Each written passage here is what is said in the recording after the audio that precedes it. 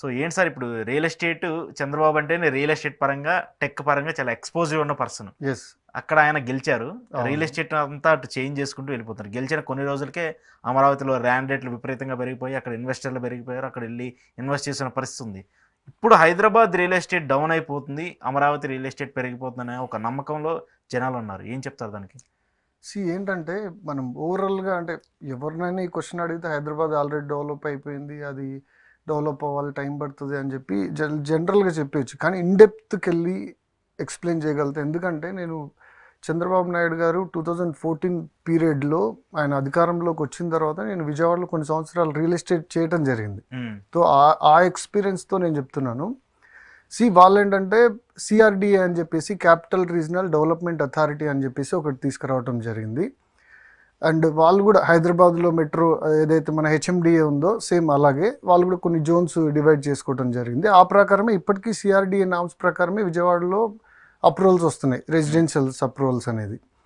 ఇక్కడ ఏంటంటే అమరావతి అనేది మొత్తం 35 విలేజెస్ అండ్ 33,000 ఎకరాలు కంప్లీట్గా అమరావతి అనేది. అప్పుడు ల్యాండ్ మొత్తం పూల్ చేసి దాని ఇన్ఫ్రాస్ట్రక్చర్ డెవలప్ చేస్తామన్న కాన్సెప్ట్లో తీసుకురావటం జరిగింది. అండ్ ఏదైతే ఈ 35 గ్రామాల్లో ఉన్న 33,000 ఎకరాలు ఏదైతే ఉందో దీంట్లో ప్రతి ఎకర్కి ఒక అంటే ఎవరైతే ఫర్ ఎగ్జాంపుల్ మీరు రైతు కదా, మీ దగ్గర నుంచి గవర్నమెంట్ పూల్ చేసింది కదా, మీకు ఒక ఎకర్కి 1200 స్క్వేర్ యార్డ్స్ 1200 గజాలు లేదంటే 1500 గజాలు డిపెండ్స్ అపాన్ ఏరియాని బట్టి లొకేషన్ బట్టి కొంచెం అటు ఇటుగా అలా ఇవ్వటం జరిగింది. అండ్ ఆల్సో కౌలుకి తీసుకున్న విధంగా వాళ్ళకి అమౌంట్ కూడా ఇవ్వటం జరిగింది. ఈవెన్ దో జగన్మోహన్ రెడ్డి కూడా అమౌంట్ ఇచ్చారు ఇప్పటి కూడా. ఇది కూడా వన్ ఆఫ్ ద క్యాపిటల్ చేస్తాము 3 క్యాపిటల్స్లో అని చెప్పి దాంట్లో కూడా ఇవ్వటం జరిగింది ఇప్పటివరకు సినారియో. ఇప్పుడు చంద్రబాబు నాయుడు గారు 100% అక్కడ క్యాపిటల్ చేస్తారు. ఇంకొకటి ఏంటంటే పోయినసారి ఒక ఏంటి తాత్కాలిక క్యాపిటల్ అని చెప్పేసి ఒకటి అనౌన్స్ చేయడం జరిగింది. దానివల్ల మొత్తం సినారియోనే మారిపోయింది గవర్నమెంట్ మారితే. సో ఈసారి ఆ తప్పు ఎట్టి పరిస్థితుల్లో చేయరు, దాంట్లో డౌటే లేదు.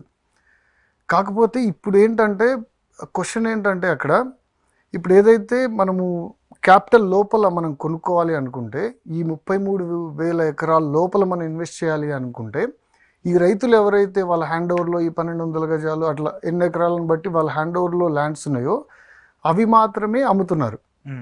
మనం కొనుక్కోవచ్చు, రొటేషన్ చేసుకోవచ్చు, కానీ వాటిని మెటీరియలైజ్ చేయడానికి పర్మిషన్ లేదు. అది ఎప్పుడు మెటీరియలైజ్ చేయాలనేది గవర్నమెంట్ డిసైడ్ చేస్తుంది.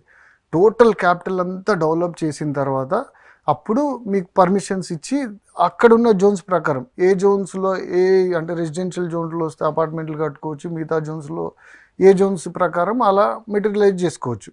ఇప్పుడైతే మెటీరియలైజ్ చేయడానికి లేదు.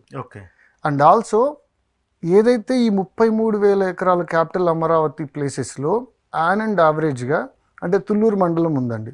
తుళ్ళూరు మండలంలో ఉన్న విలేజెస్ ఈ సరౌండింగ్లో ఏంటంటే సెక్రటేరియట్ జోను అండ్ గవర్నమెంట్కి సంబంధించిన మేజర్ పార్ట్ అంతా కూడా ఈ మండలంలో వస్తుంది. రిమైనింగ్ కొన్ని అంటే టూరిస్ట్ జోన్ ఉంది, మిగతాది జ్యుడిషియల్ జోన్ అని రకరకాల జోన్స్ అనేది డివైడ్ చేశారు. దాంట్లో ఒక్కొక్క ఏరియాని బట్టి ఒక్కొక్క రేటు అండ్ యావరేజ్గా ఇప్పుడు రైట్ నౌ చూసుకొని మనం క్యాపిటల్ లోపల మనం ఇన్వెస్ట్మెంట్ చేయాలి అని అనుకుంటే 28,000 నుంచి 48,000 వరకు కూడా ఉన్నాయి. కొన్ని ఏరియాలో ఇంత ప్రైజెస్లో ఉన్నాయి రైట్ నౌ. కొన్ని ఏరియాలో ఒకవేళ దొరికితే 25,000 వరకు దొరకవచ్చు, అంతకంటే తక్కువ అయితే కొంచెం చాలా రేరే అనుకోవాలి. ఓకేనా, ఆ రేట్స్లో ఉన్నాయి ఇన్ అమరావతి. ఓకే, అది కూడా మనం జస్ట్ కొనుక్కొని యాజ్ ఓన్లీ ఫర్ ఇన్వెస్ట్మెంటే, మళ్ళీ దాన్ని మనం మెటీరియలైజ్ చేసి అక్కడ ఉండటాలు ఇవన్నీ చేయడానికి లేదు. అది గవర్నమెంట్ అనౌన్స్ చేస్తుంది, అప్పుడు చేయాలి. అమరావతి బయట ఇన్వెస్ట్మెంట్ ఎవరైతే చేయాలనుకుంటున్నారో వాళ్ళు సిఆర్‌డిఏ నామ్స్ ప్రకారం రెసిడెన్షియల్ జోన్స్లోనే ఇన్వెస్ట్ చేయాలి. R1, R2, R3, R4, R5 వరకు ఉన్నాయి, వాటిల్లోనే ఇన్వెస్ట్ చేయాలి. ఈ బయట చూసుకుంటే మనకి లైక్ కాజా కానీ మంగళగిరి కానీ అండ్ గుంటూరు హైవే ఏదైతుందో ఆ సరౌండ్లో కానీ అండ్ విజయవాడలోకి వచ్చేస్తే ఇటువైపు మన హైదరాబాద్ హైవేలో కానీ అండ్ బందర్ హైవే కానీ అండ్ గన్నవరం వైపు కానీ ఇటువైపు చూసుకున్నా కూడా గుంటూరు సరౌండింగ్లో చూసుకున్నా కూడా రిలేటెడ్ అంటే క్యాపిటల్ని బేస్ చేసుకొని ఇన్వెస్ట్ చేయాలనుకుంటే ఇటువైపు అంటే కృష్ణానది యువతల క్యాపిటల్ ఉంది, అవతలనేమో విజయవాడ సిటీ ఉంది. సో ఇటువైపు ఇన్వెస్ట్ చేయాలంటే అండ్ యావరేజ్గా 20,000 నుంచి 30,000 పర్ స్క్వేర్ యార్డ్ ఉంది రైట్ నో. రెసిడెన్షియల్ జోన్స్లో 20 నుంచి 30,000 ఉంది. అంటే ఇటువైపు ఏదైతే విజయవాడ ఏదైతే ఆల్రెడీ డెవలప్డ్ ఉందో ఆ బందర్ రోడ్లో చూసుకుంటే యావరేజ్గా 15 నుంచి 25,000లో ఉంది. అండ్ గన్నవరం రూట్లో చూసుకుంటే 25,000 అట్లా అలా ఉన్నాయి ప్రైజెస్. మన హైదరాబాద్ రూట్లో చూసుకుంటే 25,000 20,000 ఆ రేంజ్లో ఉన్నాయి. అంటే ఎక్కడ కూడా మీరు గమనించారో లేదో లో ప్రైజెస్లో ఎక్కడ లేవు, అన్నీ కూడా మినిమం 20,000 పైనే ఉన్నాయి. కొన్ని ప్రీమియం ఏరియాస్లో ఇంకెక్కువ కూడా ఉన్నాయి. అంటే ఎంటైర్ క్యాపిటల్ ఈ క్యాపిటల్ జస్ట్ ఇన్ఫ్రాస్ట్రక్చర్ డెవలప్ అవటానికే కనీసం 10 years పడుతుందండి. ఇన్ఫ్రాస్ట్రక్చర్ బేస్ ఇన్ఫ్రాస్ట్రక్చర్ డెవలప్ అవటానికి బికాస్ ఆఫ్ ఎందుకంటే అక్కడ సాయిల్ కంప్లీట్లీ బ్లాక్ సాయిల్. ఇక్కడ ఫర్ ఎగ్జాంపుల్ ఒక 1 kilometer రోడ్ వేయటానికి 1 crore అవుతుంది అనుకుంటే అక్కడ 2 crore అవుతుంది. అండ్ ఇక్కడ 10 days పడుతుంది అనుకుంటే అక్కడ 20 days పడుతుంది. బికాస్ ఆఫ్ ఎందుకంటే చాలా డెప్త్కి వెళ్ళి రోడ్లు చేయాల్సి వస్తుంది. పైగా క్యాపిటల్ కాబట్టి స్ట్రాంగ్ ఉండాలి, ఏదో నామమాత్రంగా చేయలేరు కదా, చాలా స్టాండర్డ్గా చేయాల్సి వస్తుంది. కాబట్టి ఇన్ఫ్రాస్ట్రక్చర్ డెవలప్ చేసి అండ్ గవర్నమెంట్ ఆఫీసెస్ పెట్టి సాఫ్ట్వేర్ కంపెనీలను ఇన్వైట్ చేసి అండ్ టూరిజం ప్లేసులు డెవలప్ చేసి జ్యుడిషియల్కి సంబంధించిన ఇవన్నీ డెవలప్ చేసి టోటల్ క్యాపిటల్ రెడీ అవ్వాలి అని అనుకుంటే కనీసం మినిమం 15 years అన్నా ఫుల్ ప్లేజ్గా రెడీ అవ్వడానికి 15 to 20 years అయితే పడుతుంది. అట్లీస్ట్ కొంచెం జరుగుతున్నాయి, ట్రాన్సాక్షన్ జరుగుతున్నాయి, లేదంటే ఇంకా రెసిడెన్షియల్కి పర్మిషన్ ఇచ్చారు, మిగతా అన్ని జరిగిపోతున్నాయి అనటానికి కూడా కనీసం 10 years పడుతుంది. ఓకే, నార్మల్ జరగటానికి కూడా మనం అంటే 10 years మినిమం పడుతుంది, లేదంటే అద్భుతంగా జరగాలంటే 20 years పడుతుంది. ఇది గ్రౌండ్ రిపోర్ట్ నేను చెప్తున్నానండి కంప్లీట్గా. నేను ఏదో హైదరాబాద్కి ఫేవర్ ఆ టైప్లో కాదు, ఒరిజినల్గా నేను అక్కడ పనిచేసి ఉన్నాను. గ్రౌండ్ రిపోర్ట్ 100% మీరు ఎంక్వైరీ చేయొచ్చు ఈ ప్రైజెస్ ఏవైతున్నాయో. ఈ ప్రైజెస్లో అంటే ఆల్రెడీ పెరిగిపోయిన ప్రైజెస్లో మనం కొంటున్నాం.